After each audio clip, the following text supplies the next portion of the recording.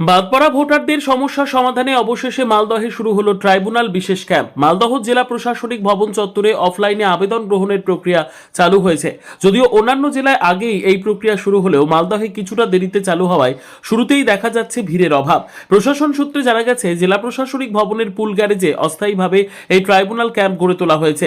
জেলার 12টি বিধানসভা কেন্দ্রের জন্য আলাদা করে 12টি কাউন্টার খোলা হয়েছে, যাতে আবেদন প্রক্রিয়া দ্রুত সম্পন্ন করা যায়।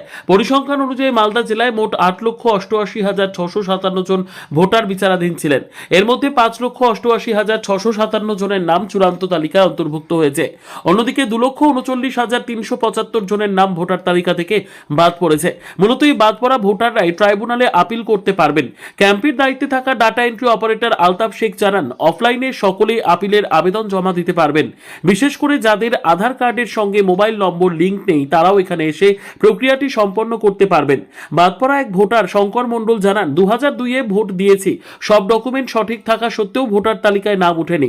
নাম বাদ যাওয়ায় আবার ট্রাইব্যুনালে আবেদন করতে এসেছি। ভোটের কাজে এসেছিলাম, আমরা ভোটের নামটা তোলার জন্য খুব চেষ্টা করছি যেন ভোটের নামটা যেন উঠে। এখানে অনলাইনে আজকে আবার ই করার জন্য, অ্যাপ্লাই করার জন্য।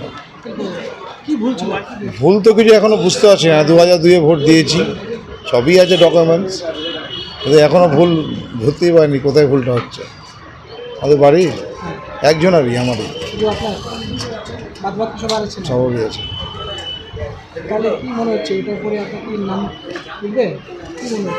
দেখা যাক, যা করবে সরকার করবে। আরেক ভোটার রুকসানা বিবি বলেন, পরিবারের 2 সদস্যের নাম বাদ পড়েছে, তাই ভোটার তালিকায় নাম তোলার জন্য আবেদন করতে এসেছি। আবেদন জমা দিয়েছি, কি হবে কিছুই বুঝে উঠতে পারছি না। অ্যাপ্লাই করতে ভোটার নামটা কেটে গেছে, আমার শাশুড়ি আর আমার যায়, বাড়ির মধ্যে 2 জন অ্যাপ্লাই করতে এসেছি, নাম তোলার জন্য ভোটার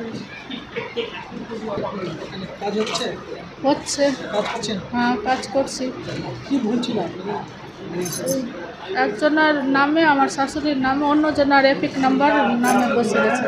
অন্যজন হচ্ছে না তো, এখানে ওটা হচ্ছে না, ওটা হলো না তো। না না, অন্যজনের এপিক নাম্বারটা অন্যজনের ইসে আছে ভোটার তালিকাতে, হচ্ছে না ওটা।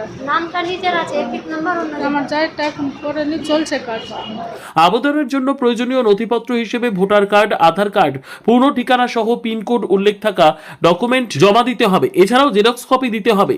কেন আপিল করা হচ্ছে এবং কোন ত্রুটির কারণে নাম বাদ পড়েছে সেটিও বিস্তারিতভাবে উল্লেখ করা বাধ্যতামূলক। নির্বাচন কর্তৃপক্ষের নির্দেশ অনুযায়ী ভোটার তালিকা প্রকাশের 15 দিনের মধ্যেই আপিল প্রক্রিয়া সম্পন্ন করতে হবে। ফলে নির্দিষ্ট সময়সীমার মধ্যেই বাদ পড়া ভোটারদের আবেদন করার জন্য এগিয়ে আসার আহ্বান জানানো হয়েছে।